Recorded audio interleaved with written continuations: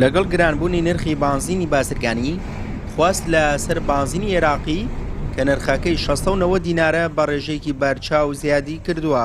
لە کاتێکدا بە ڕۆژدا بانزینی عێراقی دابەش دەکرێت، بەڵام سەدان شۆفێر لە سەی سادق بە ناچاری لە نیوە شەودا سەریان بۆ بانزینی 69 دیناری عێراقی گرتووە.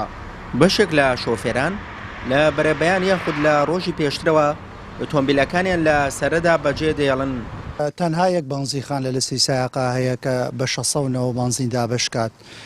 بەڕاستی ئەو بانزیخانەش بەشی ئەو شارە گەورە ناکایتر تۆ کە لە شارێکی گەورە تەنها بانزیخانەیەگە بێ خەڵک مەجبورە بەم شێوازە بە شەو بێ سەرە بگرێت تا بەیانی لوە ئاگر بکاتۆ لیا چای لێ بنێ لوە بە هەر شێوازێک بێ شەو بگوزارێنێت تا ڕۆژە بێت و ئەگەر بەریشی کەوێت.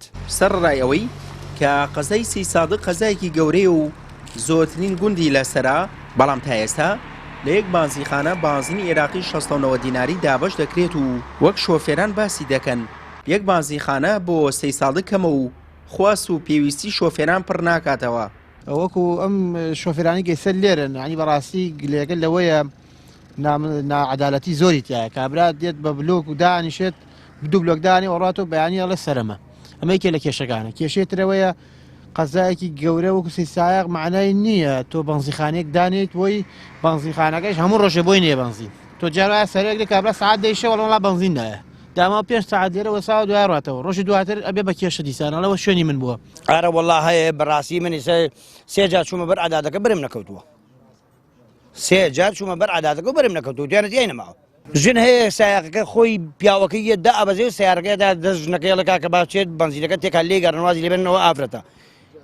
کاکە بەڕاستی بە ئافرەتەکە ئیجازەی دەرکەوێ ئێمە پێمان خۆشەوە.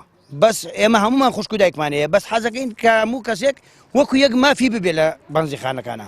هەرزانی نرخی بانزینی عێراقی 69 دیناری لە چاو بانزینەکانی دیکەدا وای کردووە شۆفێران کاتێکی زۆر لە سەردا بمێنەوە تا ئەو بانزینەیان دەست بکەوێت، گەرچی زۆر جاریش بۆی ناڕێکی لە دابەشکردنی ئەو بانزینەدا سەرڕای چاوەڕوانێکی زۆری شۆفێر لە سەردا، بەڵام دوواجار بە دەستی بەتاڵ دەگەڕێنەوە.